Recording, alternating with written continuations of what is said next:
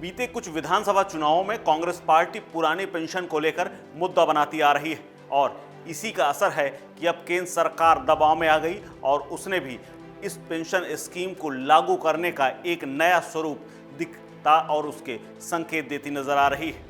पूरी तरह से तो नहीं, लेकिन कम से कम आंशिक तौर पर सरकार 2024 के चुनाव से पहले विपक्ष के इस हथियार को भोथरा करने की कोशिश कर रही है।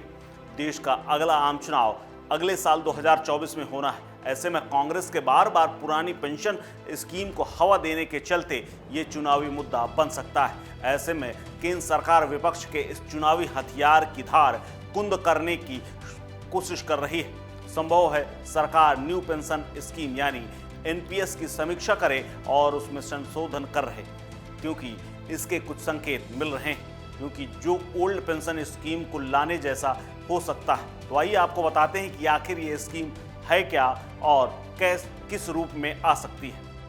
दरअसल old pension scheme versus national pension scheme की राजनीति के बीच भारत सरकार के अधिकारियों ने एक राहत भरी बात और उसके संकेत दे दिए हैं। दरअसल दोनों को लेकर काफी विवाद था, क्योंकि पुरानी पेंशन और नई पेंशन में बड़ा अंतर है और अब लोगों को समझ में आ रहा है कि पुरानी पेंशन ज्यादा बेहतर थी, जिसको लेकर कांग्रेस पार्टी लगातार विधानसभा चुनाव में और कई राज्यों में लागू कर चुकी है और अब इसी को लेकर केंद्र सरकार भी एक्टिव हो गई है। बुधवार को उन्होंने एक इशारा किया है और कहा है कि new market link pension scheme में बदलाव का विचार कर रहे हैं।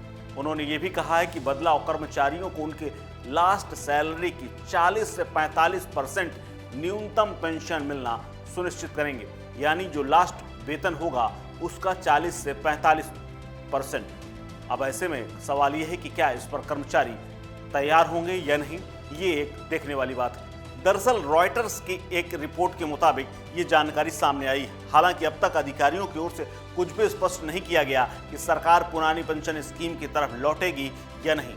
विपक्ष शासित कई राज्यों में पुरानी पेंशन योजना की तरफ लौटने के बाद भारत सरकार पर एक नीतिगत दबाव बनता नजर आ रहा है और सरकार की नीति में ये बदलाव देखने को मिल रहा है। कई बीजेपी शासित राज्य भी नेशनल पेंशन योजना को लेकर बेचैनी व्यक्त कर चुके हैं और राजनीतिक दलों की तरफ से चुनावों में पेंशन के मुद्दे का इस्तेमाल शुरू करने के बाद केंद्र सरकार ने एनपीएस की समीक्षा के लिए अप्रैल में एक समिति का गठन किया था और ये समीक्षा कई अहम राज्यों के चुनाव और 2024 में होने वाले लोकसभा चुनावों के बीच देखने को मिली है।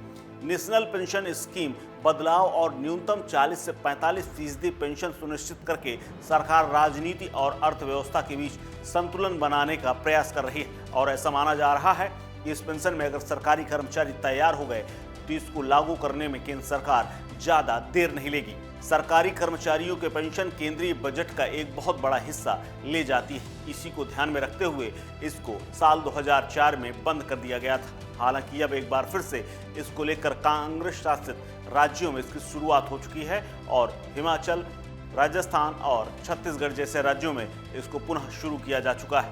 इसके अलावा अब आप समझ लीजिए कि ओपीएस यानी ओल्ड पेंशन स्कीम और एनपीएस यानी नेशनल पेंशन स्कीम में आखिर लड़ाई किस बात की है और अंतर किस बात का है। दरअसल ओल्ड पेंशन स्कीम में सरकारी कर्मचारी की लास्ट सैलरी की 50% पेंशन की गारंटी देती है।